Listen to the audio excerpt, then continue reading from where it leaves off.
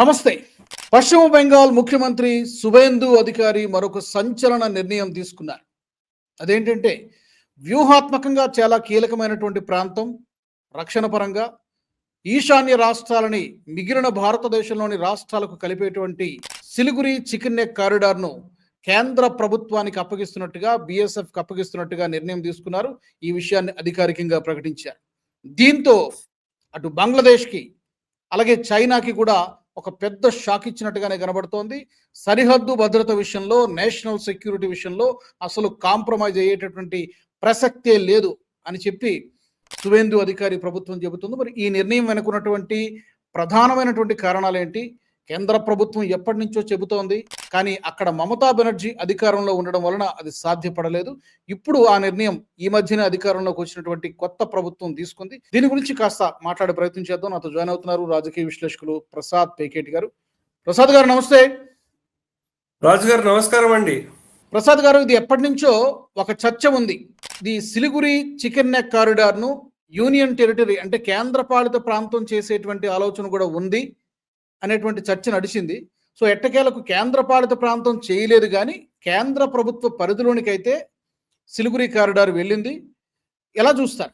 రాజు గారు, ఈ సిలిగురి కారిడార్ ఏదైతే ఉందో అండి, ఇది ముఖ్యంగా ఏంటంటే నార్త్ బెంగాల్లో వస్తుందండి. నార్త్ బెంగాల్లో వచ్చేసరికి కొన్ని చర్చలు కూడా నడిచింది. మీరు చెప్పింది వాస్తవమే. ఇది సెక్యూరిటీ పరంగా దీన్ని యూనియన్ టెరిటరీ చెయ్యాలి అని కొన్ని డిస్కషన్స్ కూడా వచ్చాయి. అప్పుడు దాన్ని చేయలేదు అది. అయితే శువేందు అధికారి గారు సిలిగురి కారిడార్ మీద గురి పెట్టడం అనేది చాలా ముఖ్యమైనది.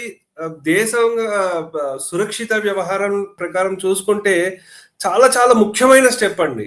ఎందుకంటే బోర్డర్ సెక్యూరిటీ, అవును, బార్డర్ సెక్యూరిటీ అండ్ డిఫెన్స్ పరంగా కూడా. ఓకే, ఇది మనకు చాలా క్రిటికల్ అండి. ఇక్కడ ఈ కారిడార్ చికెన్ నెక్ మీద దగ్గర మనకు ఒక 12 సంవత్సరాల నుంచి అనేక రకమైన థ్రెట్స్ వస్తూ వచ్చాయి. ఎందుకంటే ఫస్ట్ మనం అప్పుడు ఈ తుగ్డే గ్యాంగ్ వాళ్ళప్పుడు ఆ సర్జిల్ ఇమాం చెప్పడం జరిగించి చూడండి, మేము అక్కడ చికెన్ నెక్ ని బ్లాక్ చేసేస్తాము, మేము అందరం కలిసి, తర్వాత అసలు అది మొత్తము అస్సాంతో సహా మొత్తం అంతా వెళ్ళిపోతుందని అప్పుడు చెప్పాడు. ఆ కేసు వల్లే ఇంకా జైల్లోనే ఉన్నాడు అతను. సో ఇంకా నెక్స్ట్ చూసుకుంటే అండి, చైనా వాళ్ళు ఈ డోంగ్యా రేంజ్, జిగాంగ్ రేంజ్, పటంగ్లా, చుంబీ వ్యాలీ ఇక్కడ ఏవైతే ఉందో, ఈ డోంగ్యా రేంజ్ ఏంటంటే మనకి ఒక షీల్డ్ లాగా ఉంది, కానీ దానికి చైనా వాళ్ళు ఎలాగైనా కబ్జా చేయాలి, చేస్తే మొత్తం ఆ సిలిగురి కారిడార్ మొత్తము అంటే ఎత్తు నుంచి వాళ్ళు అటాక్ చేయడానికి ఉంటుంది. సో అలా చైనా వాళ్ళ ఇది కూడా మనకి థ్రెట్ ఉందండి. సో ఇంకోటి ఏంటంటే మనకు చూసుకుంటే ఒక పక్క చైనా, ఇంకో పక్క ఏమో ఈ యుఎస్ నుంచి కొన్ని ఎన్జిఓలు చెప్పుకుంటూ వాళ్ళు చేయడం అటాక్ ఈ సిలిగురి కారిడార్ మీద. పాకిస్తాన్ వాళ్ళు ఐఎస్ఐని, ఈ బంగ్లాదేశ్ ని ఒక ప్రాక్సీగా పెట్టుకుని వాళ్ళకి ట్రైనింగ్లు ఇస్తూ ఈ ఉల్ఫా వాళ్ళని యూజ్ చేసుకుని మన మీద అటాక్ చేయడము. జమైతి లేకపోతే రోహింగ్యాలు వాళ్ళు దూరిపోవడము, వాళ్ళు వస్తుండడము. సో ఇన్ని మనకి థ్రెట్స్ ఉన్నాయి కాబట్టి దీనికి ఈ 120 acres ఏదైతే ఇచ్చారనండి, ఇది చాలా ఉపయోగపడుతుంది. ఎందుకంటే మమతా బెనర్జీ దగ్గర నుంచి మనకు రావడానికి, ఈ భూమి తెచ్చుకోవడానికి చాలా ప్రయత్నం చేసినా సరే ఆవిడకి ఎప్పుడు అక్కడ ఉండే ఓటర్లు, లేకపోతే ఎవడు వస్తున్నాడు ఎవడు వెళ్ళిపోతున్నాడు ఇవంతా ఏం లెక్క లేకుండా, ఈ ఎక్కడ వీళ్ళ క్రెడిట్ వచ్చేస్తుందో, లేకపోతే ఇంకేదో వస్తుంది, లేదు వీళ్ళు మనకి ఇక్కడ సెక్యూరిటీ థ్రెట్ లేనిపోని భయాలు చూపించేస్తున్నారు అలా చెప్పడం చేస్తూ వచ్చారు. కానీ వాస్తవంగా అక్కడ జరుగుతున్న పరిస్థితులను పట్టించుకోకుండా, సో అలాగే దాని మీద ఆ ఫైల్ మీద అలాగే కూర్చుండిపోయారు ఆవిడ. సో ఇక్కడ అంటే మనకి ఇండియన్ ఆర్మీ చూసుకుంటే అండి, ఒక 6 డిఫరెంట్ స్టెప్స్, లేయర్స్ గా వాళ్ళు దీన్ని ప్రొటెక్ట్ చేస్తూ వచ్చారు. ఒకటి ఏంటంటే CIBMS ఎలక్ట్రానిక్ స్కిన్ అంటారు. అంటే అక్కడ థర్మల్ ఇమేజర్స్ ఇవన్నీ పెట్టడం. అంటే 1962 ఆ ప్రాంతంలో వాళ్ళు అటాక్ చేసిన తర్వాత మనం ఏం చేయాలని మనం ఆలోచించాము. ఇప్పుడే మన వాళ్ళు ప్రొయాక్టివ్ గా గత 10-12 సంవత్సరాల నుంచి నడుస్తూనే ఉంది. అది ఫస్ట్ లేయర్. నెక్స్ట్ ఏంటి, బిఎస్ఎఫ్ ని ఇంకా చాలా టైట్ చేయడం. ఇప్పుడు ఏంటంటే వాళ్ళకి అంటే ఎలా టైట్ అంటే అక్కడ బముని, కిషన్ గంజ్, చోప్రా గారిజన్ ఇక్కడ ఈ ఏరియాలన్నిట్లో వీళ్ళ జ్యూరిడిక్షన్ ఇప్పుడు 50 కిలోమీటర్లు చేయడంతో క్విక్ రెస్పాన్స్ టీమ్ ఫామ్ అవుతుంది. ఇంకా వాళ్ళకి ఫెన్స్ చేయడం ఈజీ అవుతుంది. ఇంకా మిగతాది ఏం చేశారు, లేయర్ 3 త్రిశక్తి కార్ప్స్ అని సుఖ్నాని హెడ్ క్వార్టర్స్ గా పెట్టుకున్నారు. అక్కడ దగ్గర దగ్గర 60,000 ట్రూప్స్ డిప్లాయ్ అయ్యాయి. అలాగే T-90 భీష్మ ట్యాంక్స్, మిగతా ఇంకా అక్కడ సిక్కిం వాళ్ళు సిక్కిం స్కౌట్స్ ఇలా ఉన్నారు. Layer 4 air and missile Hashimara Siliguri అక్కడ కారిడార్ రఫేల్ ఉన్నాయి, స్కాల్ప్ ఉన్నాయి, ఇవన్నీ డిప్లాయ్ చేసుకుంటూ వచ్చారు. లేయర్ 5 ఇంకోటి ఏంటంటే బ్రహ్మాస్త్ర కార్ప్స్ అని, అది ఇంకో కౌంటర్ అఫెన్సివ్ కి. లేయర్ 6 మనం ఈ మధ్య చూసాము, రుద్ర అని, ఒక ఆల్ ఆర్మ్స్, వాళ్ళకు అన్ని ఆర్మ్స్ ఉంటే వాళ్ళకి డైరెక్ట్ అటాక్ చేస్తారు ఇన్ఫాంట్రీ. సో ఈ విధంగా మన వాళ్ళు ప్రిపేర్ చేసుకుంటూ వచ్చారు. సో దాంతో ఇప్పుడు ఇవన్నీ మనకి ఇప్పుడు ఈ 120 acres ఇవ్వడం అనేది లేయర్ 2 నుంచి చాలా యూస్ఫుల్ అవుతుందండి. ఎస్పెషల్లీ ఈ నార్త్ బెంగాల్లో వచ్చేసరికి ఆ విడ్త్ రోడ్ నారో విడ్త్ ఉంటుంది కదా, అందు గురించి ఈ 50 చేయడంతో అక్కడ మనం సెంట్రల్ వాళ్ళు ఏం చేయాలనుకున్నా డిఫెన్స్ పరంగా వాళ్ళు అవి చేయడానికి చాలా అవకాశం ఉంటుంది రాజు గారు. ఒకటి మీరు అన్నట్టు ప్రసాద్ గారు, ఇక్కడ ఈ ఈశాన్య రాష్ట్రాల పైన చాలా దేశాల కన్నుంది. ఇందాక మీరు చెప్పినట్టుగా దీన్ని విడగొట్టాలి, చాలా సెన్సిటివ్ ఏరియా అది. దీన్ని విడగొట్టాలని అటు చైనా ఎదురు చూస్తోంది, ఇటు అమెరికా వాడు ప్రయత్నం చేస్తున్నాడు. డైరెక్ట్గా ఇన్వాల్వ్ కాలకి ఇక్కడ రకరకాల ఉద్యమాలను లేవదీసి ట్రంప్ ల్యాండ్ అని, లేకపోతే ఇంకేదో క్రిస్టియన్ కంట్రీ అని రకరకాల ప్రయత్నాలు అమెరికా వాడు చేస్తున్నాడు, చైనా వాడు చేస్తున్నాడు. ఈ 2 అగ్రదేశాలకి పాకిస్తాన్ నుంచి ISI తోడవుతోంది. బంగ్లాదేశ్ నుంచి ఈ మధ్య వస్తున్నటువంటి హెచ్చరికలు మనం చూస్తున్నాం. పర్టికులర్గా బెంగాల్లో బీజేపీ సర్కార్ వచ్చిన తర్వాత మమతా బెనర్జీని రెచ్చగొడుతున్నారు. నువ్వు ప్రత్యేకించి కోల్కతా రాజధానిగా చేసుకొని స్వతంత్ర దేశంగా ప్రకటించుకో, నీ ఇలాంటి పిచ్చి పిచ్చి స్టేట్మెంట్లు, రెచ్చగొట్టేటువంటి స్టేట్మెంట్లు బంగ్లాదేశ్ నుంచి కూడా వస్తున్నాయి, రకరకాల స్టేట్మెంట్లు.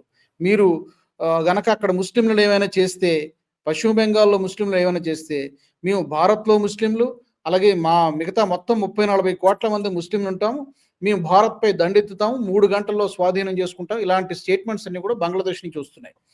ఇవేదో యాదృచ్ఛికంగా వచ్చినటువంటి స్టేట్మెంట్స్గా మనము తీసుకోవడానికి వీల్లేదని కూడా చెబుతున్నారు. డెఫినెట్గా ఏదో పెద్ద ఈ బార్డర్లో ఏదో ప్లాన్ జరుగుతోంది అనేటువంటి ఉంది. వీటన్నిటిని దృష్టిలో పెట్టుకుని భారత ప్రభుత్వం ముందుగానే అప్రమత్తం అయిందని అనుకోవచ్చా? బంగ్లాదేశ్లో పరిస్థితులు ఇవన్నీ కూడా అక్కడి నుంచి వస్తున్నటువంటి దీనికి ఏంటంటే ముందు నుంచే ప్రిపేర్డ్ గా ఉన్నారు. ఇప్పుడు బీజేపీ గవర్నమెంట్ రావడంతో వీళ్ళు ముందు ప్లాన్ చేసుకుని ఇప్పుడు on the ground execute immediate fast చేసేస్తున్నారు. సో అందు గురించి ఈ 120 ఎకరాల్లో వచ్చేసరికి ఈ 22 కిలోమీటర్స్ కారిడార్ ఏదైతే ఉందో అది కూడా వీళ్ళకి వచ్చేస్తుంది కదా. సో మొత్తం వీళ్ళ కంట్రోల్లో ఉంటుంది.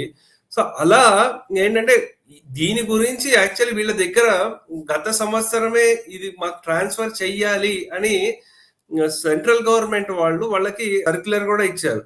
కానీ ఆమె ఎప్పుడు ట్రాన్స్ఫర్ చేయకుండా అలాగే ఉంచేసింది. సో నేషనల్ సెక్యూరిటీ పరంగా మనం చూసుకున్నాం ఆ చోక్ పాయింట్ ఎలాగో. ఇంకోటి ఇన్ఫిల్ట్రేషన్ కి ఆపడానికి ఎలా అంటే డెఫినెట్లీ అక్కడ ఏంటంటే నార్త్ బెంగాల్లో అక్కడ చాలా కూచ్ బిహార్, జల్పైగురి, డార్జిలింగ్ లో అసలు ఆ ల్యాండ్ డిస్ప్యూట్లు ఇవన్నీ ఉన్నాయి. ఎప్పుడైతే మీకు బిఎస్ఎఫ్ వస్తుందో అక్కడ ఇంకా చాలా టైట్ కంట్రోల్ ఉంటుంది. సో అందు గురించి అక్కడ పెద్ద ప్రాబ్లం లేదు. అది కాకుండా ఇంకోటి ఏంటంటే under ground railway strategic economy and military ఒకటి మనకు ప్లాన్ చేశారు కదా, ఒక 33.4 కిలోమీటర్స్ లోది, అది డుమ్డంగి బాగ్డోగ్రా మధ్య అది చెయ్యాలని చేశారు. సో అంటే ఇవి ఏంటంటే ఈ మెయిన్ డార్జిలింగ్, ఉత్తర్ దినాజ్పూర్ అని వెస్ట్ బెంగాల్లో ఉన్నాయి, దాంతో పాటు కొంచెం కిషన్ గంజ్ అని బీహార్లో ఉంది, వీటిని కనెక్టివ్ అయ్యాయి. సో దీంతో ఏమవుతుందంటే ఈ చికెన్ నెక్ లో మనకి కొంచెము ఆ మూమెంట్ ఫాస్ట్ అవుతుంది అండర్ గ్రౌండ్, అంటే జస్ట్ పైన సర్ఫేస్ నుంచే కాకుండా కింద నుంచి కూడా వెళ్ళేటట్టు ఉంటుంది. సో ఆ విధంగా చూసుకుంటే ఇంకోటి ఇల్లీగల్ రోహింగ్యాలు బంగ్లాదేశ్ ఎవరైతే ఉన్నారో వాళ్ళని ఇప్పుడు భారతదేశం నుంచి తరిమేసేయడానికి మంచి పకడ్బందీ యోజన చేస్తున్నారండి. సో అక్కడ ఫస్ట్ ఏంటంటే సెన్సర్స్ యూజ్ చేసుకుంటారు. సో ఆ సెన్సర్స్ యూజ్ చేసుకున్న తర్వాత మొత్తం ఇంకా ఇన్ డెప్త్ లో అవి అనాలిసిస్ చేస్తున్నారు వాళ్ళు. డీటెయిల్స్ ఇంకోటి మనకి సర్లో వచ్చిన ఇన్పుట్స్ అవన్నీ చూసుకోవడము. దాని తర్వాత వీళ్ళు అసలు ఎలా వస్తున్నారు, ఎక్కడి నుంచి వస్తున్నారు అంటే ఫస్ట్ సీక్వెన్స్ అలా ఎలా టైట్ చేస్తున్నారంటే అక్కడి నుంచి ఇక్కడ వచ్చే వాళ్ళని ఆపడానికి బిఎస్ఎఫ్ ఫెన్సింగ్ వేస్తుంది. తర్వాత నెక్స్ట్ సెన్సర్స్ యూజ్ చేసిన డేటా కలెక్షన్, తర్వాత ఎన్ఆర్సి టైప్ లో వాళ్ళకి వెరిఫికేషన్ జరుగుతుంది, తర్వాత బయోమెట్రిక్ డిటెక్షన్ జరుగుతుంది. అవి అయిన తర్వాత ఎవరైతే పట్టుకుంటారో వాళ్ళు డిటెన్షన్ అండ్ డిపోర్షన్ అంటారు. అంటే మనకి లాస్ట్ ఇయర్ అమిత్ షా గారు ఒకటి యాక్ట్ తీసుకొచ్చారు, ఫారినర్స్ యాక్ట్ అండ్ బిఎన్ఎస్, వాటిలను యూజ్ చేసుకుని ఎప్పుడైతే ఈ బిఎస్ఎఫ్ ల్యాండ్ ట్రాన్స్ఫర్ అవుతుందో అక్కడ ఎవరైతే ఉన్నారో వాళ్ళందరినీ వేరే చోటకి మార్చాలి, లేకపోతే వాళ్ళకి ఇంకో చోట స్థలాలు ఇవ్వాలి అంటే వాళ్ళకి పట్టాలు అవన్నీ ఇవ్వాల్సి వస్తుంది, ఆ డీటెయిల్స్ కావాల్సిన ఇవ్వాల్సి వస్తుంది. అటువంటి అప్పుడు మరి ఈ ఎవరైతే ఉన్నారో బంగ్లాదేశీలు మనం పంపించడానికి అవుతుంది. కొంచెం కాంప్లెక్స్ అయ్యేది ఏంటంటే రోహింగ్యాలు. ఎందుకంటే రోహింగ్యాలు ఎవ్వరు వాళ్ళు పట్టించుకోవట్లేదు. అంటే బంగ్లాదేశ్ వాళ్ళు వీళ్ళు మా దేశస్తులు కాదంటున్నారు, మిగతా వాళ్ళు మయన్మార్ వాళ్ళు మేము రానియమంటున్నారు. సో వీళ్ళ పరిస్థితి ఏంటి అనేది కొంచెము ప్రాబ్లం గా ఉంది అది. సో దాన్ని కూడా ఒక విధంగా ఏంటంటే ప్రసాద్ గారు మీరు అన్నట్టుగా ఎవరు పట్టించుకోనంత మాత్రాన మనం ఆ భారాన్ని తీసుకోవాల్సినటువంటి అవసరం కూడా లేదు. ఎందుకంటే గతంలో సుప్రీంకోర్టు చెప్పింది కదా, ఇదేమి ధర్మసత్రం కాదు, వాళ్ళు తీసుకున్నంత మాత్రాన ఇప్పుడు ఆ కోట్ల మందిని తీసుకొచ్చి ఆ లక్షల మందిని మన దేశంలో పెట్టుకోలేం కదా, ఏదో ఒకటి చేయాలి. రెండోది ఏంటంటే ఇందాక మీరు చెప్పిన ఫారినర్స్ అండ్ ఇమిగ్రేషన్ ఖాయం అండి, కానీ చెప్పండి, వాళ్ళని పంపించేయడం మనం కంపల్సరీ పంపించేస్తాము. సో అక్కడ మనం ఎలా చేస్తాము ఏంటి అనేది దాని మీద మనకి ఇంకా ఇన్ఫర్మేషన్ రావాలి. రోహింగ్యాల విషయాల్లో లేకపోతే బంగ్లాదేశీ నుంచి చొరబాటుదారులు ఎవరైతే వచ్చారో వాళ్ళని మళ్ళీ పంపిస్తే వాళ్ళు యాక్సెప్ట్ చేసేంత వరకు వాళ్ళ టెంపరీ లొకేషన్ ఎక్కడైతే ఉంచుతారో అనేది ఎలా జరుగుతుంది అనేది ఆ ఇన్ఫర్మేషన్ మనకి ఇంకా రావాలి. ఓకే, ఫైనల్లీ ప్రసాద్ గారు, ఇప్పుడు గతంలో నేను స్టార్టింగ్ లో చెప్పినట్టుగా దీన్ని కేంద్రపాలిత ప్రాంతం చేద్దాము అనేటువంటి ప్రపోజల్ చర్చ జరిగింది. ఇప్పుడు ఆ కేంద్రపాలిత ప్రాంతంగా చేయనవసరం లేకుండానే ఆ పర్పస్ నెరవేరిపోయింది అనుకోవాలా? ఎందుకంటే బిఎస్ఎఫ్ పరిధిలోకి వెళ్ళడం ద్వారా, కేంద్ర ప్రభుత్వం పరిధిలోకి వెళ్ళడం ద్వారా ఆల్రెడీ అక్కడ 2-3 మిలిటరీ బేస్లు కూడా ఎస్టాబ్లిష్ చేశారు రీసెంట్ టైమ్స్లోనే. సో ఇదంతా చూస్తుంటే ఇక యూటీ చేయాల్సినటువంటి అవసరం లేదా, ఇక లేదంటే భవిష్యత్తులో చేసే అవకాశం? ఇప్పుడు యూటీ అనేది ఎందుకు చేయాలనుకున్నారంటే వాళ్ళకి సపరేట్ నార్త్ బెంగాల్ స్టేట్ కావాలని పోరాటం మొదలైంది. ఎందుకంటే మమతా బెనర్జీ ఫోకస్ అంతా ఎప్పుడు కల్కత్తా చుట్టుపక్కల పరిసరాల్లోనే ఉంది, కానీ నార్త్ బెంగాల్ కంప్లీట్లీ ఇగ్నోర్ చేసేసారు ఆవిడ. అయితే ఇప్పుడు సెక్యూరిటీ థ్రెట్ ఆర్ డిఫెన్స్ పరంగా కూడా మనం వాళ్ళు చేద్దాము అనుకున్నారు, కానీ ఇప్పుడు డిఫెన్స్ వాళ్ళకి కావాల్సిన ల్యాండ్ లేకపోతే బిఎస్ఎఫ్ కావాల్సిన ఏవైతే ఉన్నాయో అన్ని ఫెసిలిటీస్ ఇస్తాము, లేకపోతే ఇంకా నార్త్ బెంగాల్ కి స్పెషల్ గా డెవలప్మెంట్ చేస్తామని చెప్పి గవర్నమెంట్ వచ్చింది. కాబట్టి నేను అనుకోవడము ఇప్పుడు దీన్ని ఏం సపరేట్ అయితే చెయ్యరు. ఇప్పుడు ఇంకోటి ఏంటంటే ఒకవేళ రాష్ట్రాన్ని విడదీస్తున్నారు అంటే అది మళ్ళీ లేని కొత్త తలనొప్పిని తీసుకొచ్చి పెట్టుకున్నట్టు అవుతుంది. అందు గురించి అక్కడ మళ్ళీ మా బెంగాలీలను విడదీసేస్తున్నారు, అది చేస్తున్నారు, ఇవి చేస్తున్నారు, గొడవలు అయ్యే ఛాన్స్ ఉంటుంది. కాబట్టి నేను అనుకోవడము ఇప్పుడు అటువంటి స్టెప్స్ ఏమి ఉండదు. సో ఇది యాజ్ ఇట్ ఈస్ గా బెంగాల్ మాత్రం ఒకటే స్టేట్ గా ఉంటుందండి. Yes thank you so much Prasad garu. మీరు అన్నట్టుగా ఒకటి ఆ ఫెన్సింగ్ ప్రక్రియ ఏదైతే పెండింగ్ ఉందో అది సాధ్యమైనంత త్వరగా డెడ్ లైన్ ఆల్రెడీ పెట్టినట్టున్నారు, అది పూర్తి చేసేయాలి. తద్వారా బయట నుంచి వచ్చేటువంటి చొరబాట్లను పూర్తిగా అరికట్టవచ్చు. అండ్ రెండోది, ఆల్రెడీ ఇప్పటికే వచ్చేసి మన దేశంలో పందికొక్కుల్లో ఎవరైతే తింటున్నారో వాళ్ళందరినీ కూడా ముందు ఫైండ్ అవుట్ చేయాలి, తర్వాత డిటెన్షన్ సెంటర్లో పెట్టాలి, ఆ తర్వాత డిపోర్ట్ చేయాలి. ఆ ప్రాసెస్ కూడా జరగాల్సిందే. ఇక ప్రక్షాళన అంతా కూడా జరుగుతోంది. కాబట్టి ఒక ఏదైతే లక్ష్యంతో దీన్ని కేంద్ర ప్రభుత్వానికి లేదా బిఎస్ఎఫ్కి అప్పగించడం జరిగిందో చికెన్ నెక్ సిలిగురి కారిడార్ని, ఆ లక్ష్యం తప్పకుండా నెరవేరుతుంది. పర్టికులర్గా దీనికి ఎత్తుకు పై ఎత్తి వేసినట్టు అటు బంగ్లాదేశ్ కానీ, ఐఎస్ఐ కానీ, లేదా చైనా కానీ, అమెరికా కానీ ఇంకేదో కొత్త తరహా ప్లాన్స్ వేస్తే వేయవచ్చు. దానికి కూడా మనం భారత్ సంసిద్ధంగానే ఉంటుందనే మనం భావిద్దాం. Thank you very much Prasad గారు. నమస్తే సార్. Thank you. నమస్తే ప్రసాద్ గారు. Thank you. మరి ఈ అంశానికి సంబంధించి సువేందు అధికారి తీసుకున్నటువంటి ఈ సంచలన నిర్ణయం, చికెన్ నెక్ సిలిగురి కారిడార్ని కేంద్ర ప్రభుత్వానికి అప్పగిస్తూ నిర్ణయం తీసుకున్నారు.